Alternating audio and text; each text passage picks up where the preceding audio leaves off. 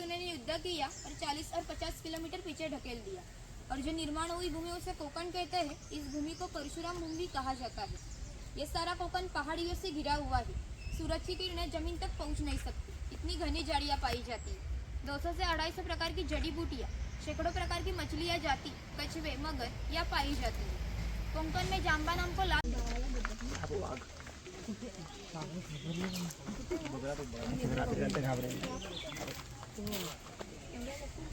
तो कुठला पुतळा आहे गाईड आपली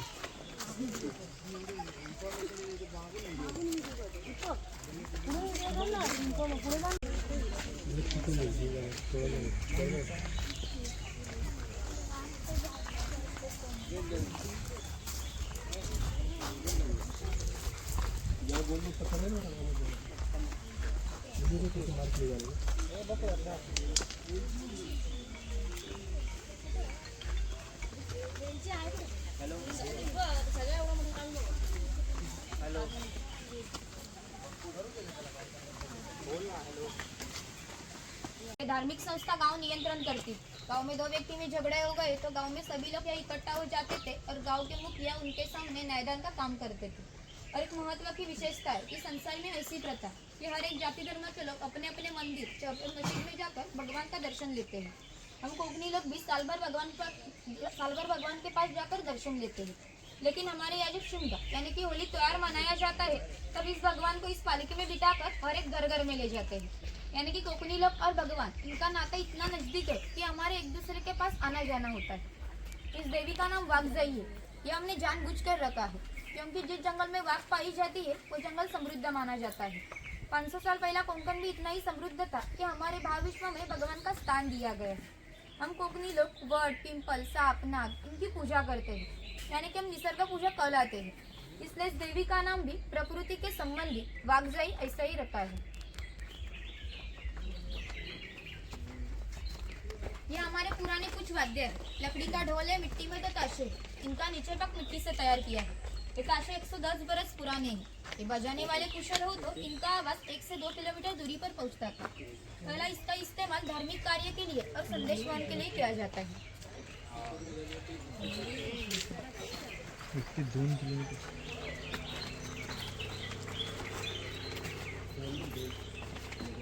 तो चवाटा देव है। हमारे यहाँ से भगवान का स्वरूप माना जाता है। हमारे यहाँ जब शिमगा यानी कि होली त्योहार मनाया जाता है तब गांव के सुख सुविधा के लिए मन्नतें मांगी जाती है और भूतों पर नियंत्रण रखने के लिए इनकी पूजा की जाती है। यहाँ पर विरगल दिखाया है, वीर प्राप्ति लोगों का प्रतीक चिन्ह।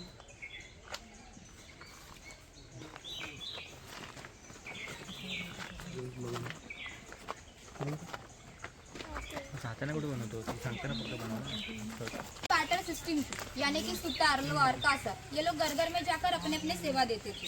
इसके बदले में इन्हें पैसे नहीं थे लेकिन अनाज मिलता था। यानी कि इस नाई को एक गांव के एक आदमी के बाल काटने के लिए 1 साल के 4 पाइली यानी का आज का 8 किलो अनाज मिलता था। इतने कम विदागी पर ये लोग समाज की सेवा करते थे। इस नाई के बारे में हमारे लोक साहित्य में एक मजे का वर्णन किया है कि गाँव की हर एक खबर इस नाई को पता चलती है और उसे पता चली हुई खबर पूरे गाँव को पता चलती है। जैसे आप आए ये खबर इस नाई को पता चली उसी तरह पूरे गांव को पता चलेगी। हमारा आपके स्वागत के लिए उत्सुक है। रिवाज के अनुसार हम पहले मुखिया के घर जाएंगे, बाद में पूरा गांव देखेंगे।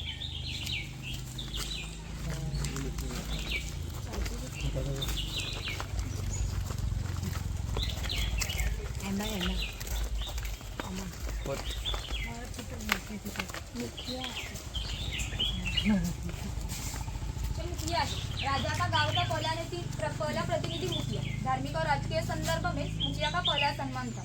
गांव में न्यायदान करना, कानून और सुव्यवस्था संभालना, टैक्स कलेक्ट ये काम मुखिया करते थे। मुखिया की बीवी है। पहले कोकनी औरतें शूर और सुंदर थी लेकिन उन्हें स्वतंत्रता नहीं थी। माझघर की दरवाजे की चौखट ये उनके लिए मर्यादा थी। मुखिया के 2 बच्चे वो हमारी परंपरा से चलता आया हुआ खेल चौपट खेल रहे हैं। ये खेल महाभारत में धर्मराज और दुर्योधन इनके बीच में दूत नाम से खेला जाता है। ये खेल खेलने वाले कुशल हो तो ये खेल 1 से 2 रात तक चलता था। इतना मजे का खेल है। मकान की रचना देखिए। मुखिया जिस ऊंचाई पर बैठे थे उसे ओटी कहा जाता है। गांव के मानने वाले ओटी पर बैठे थे और सामने पड़वी, सर्वसामान्य लोग पड़वी पर बैठे थे। मुखिया के यहाँ है रसोई घर और यहाँ है भगवान का घर और मुखिया के पीछे माझघर यानी का पहला का बेडरूम। छप्पर की रचना देखिए, ऊपर छोटा छप्पर, बीच में गैप, नीचे बड़ा छप्पर। कोंकण में गर्मी बहुत होती है, गर्म की हवा इस गैप में से बाहर जाती है और ठंडी हवा अंदर आती है। इससे अंदर का वातावरण हमेशा के लिए ठंडा रहता है। घर के सामने बड़ा आंगन है, आंगन में तुलसी वृंदावन है। यहाँ पर सरवती का प्रकार लिखा है।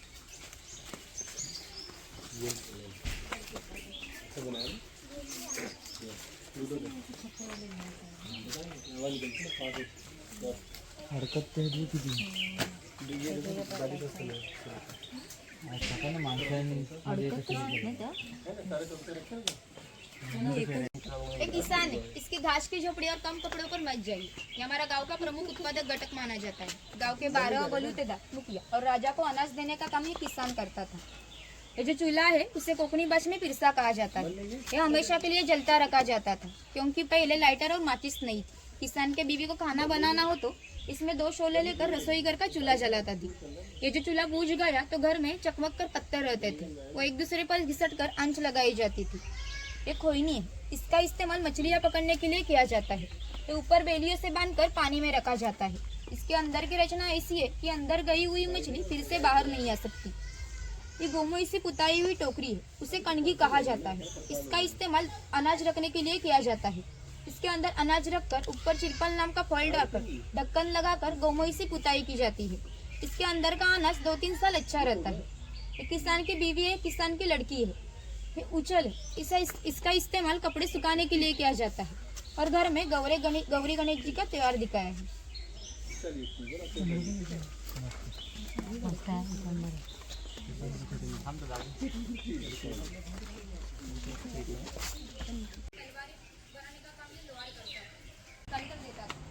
तेल की घानी है, इसे कुंटा कहा जाता है। यहाँ पर सूखा नारियल डाला जाता है। जो खड़ी लकड़ी है उसे कोंकणी भाषा में लाट कहते हैं।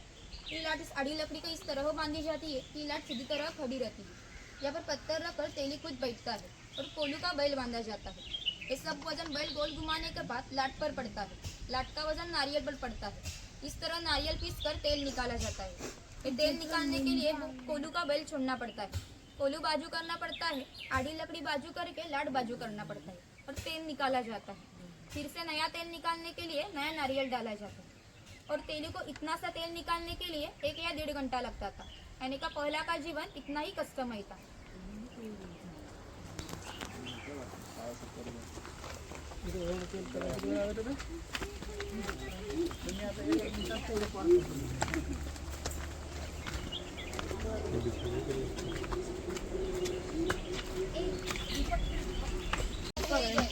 समाज के स्वतंत्रता खानपान की परंपरा थी। किसी को भी 2 समाज की खाद्य संस्कृति समानता नहीं थी। हम कोंकणी लोग अपने खाने में चावल और मछली की करी बहुत खाते हैं। कोंकण में आकर उबले हुए मोदक, भाजने के वड़े और मछली की करी न खाएंगे तो कोंकण की सफर अधूरी रहेंगी। पहले कोंकणी लोग लकड़ी, मिट्टी और पत्थर के बर्तन रसोई घर का इस्तेमाल करते थे। जातनी जैसा दिख रहा है उसे घिरट कहा जाता है। जातनी में अनाज पीसते हैं और घिरट में अनाज के छिलके अलग किया जाता है। तो पूरण यंत्र है, इसमें पूरण दाल डाली जाती है। ये 2 रट गोल घुमाने के बाद नीचे का पूरण टिकता है तो उसके बाद में मिट्टी की रोटी तैयार की जाती है। ये टिफिन बॉक्स है, ऊपर पानी पीने का लोटा है, खाने के 3 डब्बे है, 2 बाजू में लोटिया है, बाजू में चाय की कितली है। ये शेवई का लकड़ी का यंत्र है, बाजू में लोहे का यंत्र है। ये मोदक पात्र है और दगड़ी ऊपर है और ऊपर चम्मच के प्रकार दिखा है लकड़ी में।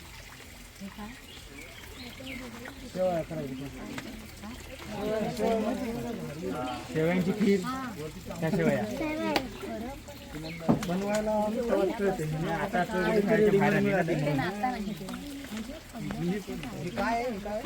कोणचं पुरण पात्र आहे ते आताच पुरण पात्र आहे पुरण पात्र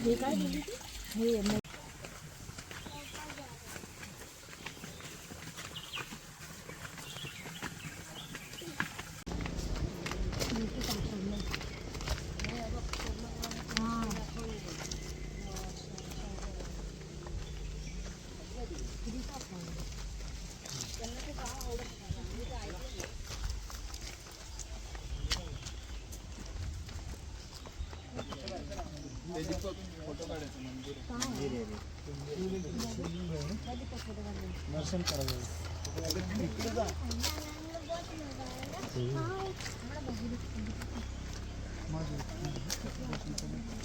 चप्पल आणला नको. पुढे नको जाऊ. फोटो काढण्याचा एक चांगला काढा फोटो. Sorry.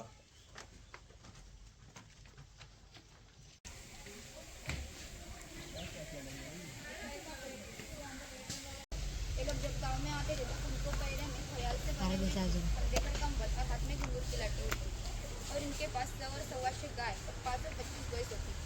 एक गाय और भैंस बेचना चाहे तो उनकी कीमत 8-10 हज़ार में हो जाती थी. जो सबको बेचना चाहे तो उनकी कई लाखों में जाती थी.